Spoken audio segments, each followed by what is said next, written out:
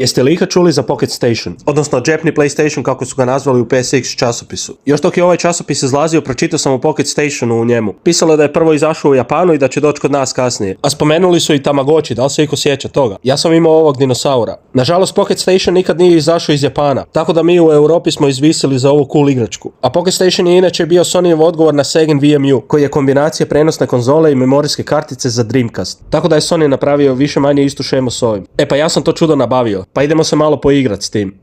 Pošto je to prije svega i memorijska kartica, tako se i spaja na PlayStation. A znate ono kako PlayStation 2 zna razliku između PlayStation 1 i PlayStation 2 kartice u meniju? Tako će vam ako u PlayStation 2 uštekate Pocket Station, imati cool 3D prikaz Pocket Stationa u meniju. I naravno, ako ga odaberete, možete gledati save-ove koji na normalnoj memory kartici.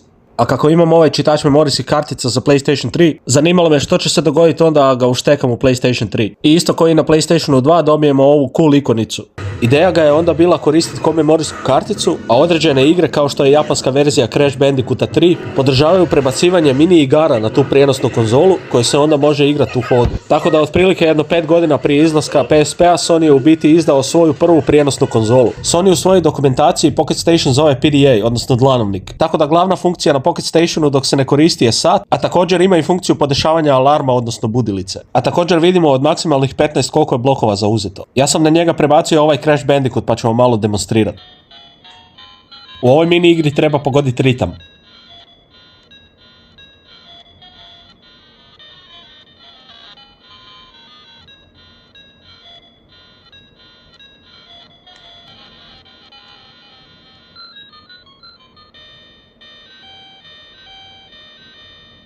A pošto smo sad u modernom dobu, ovaj memory card adapter se da spojiti na kompjuter. Pa onda možemo skinuti igre s interneta i upisati ih na Pocket Station. A ako ste u totalno cool društvu da još neko ima Pocket Station, možete razmijeniti informacije pomoću infracrvenog porta. Što podsjeća na ona dobra stara vremena kad su se sa mobitelima koji imaju infracrveni port dijelile melodije.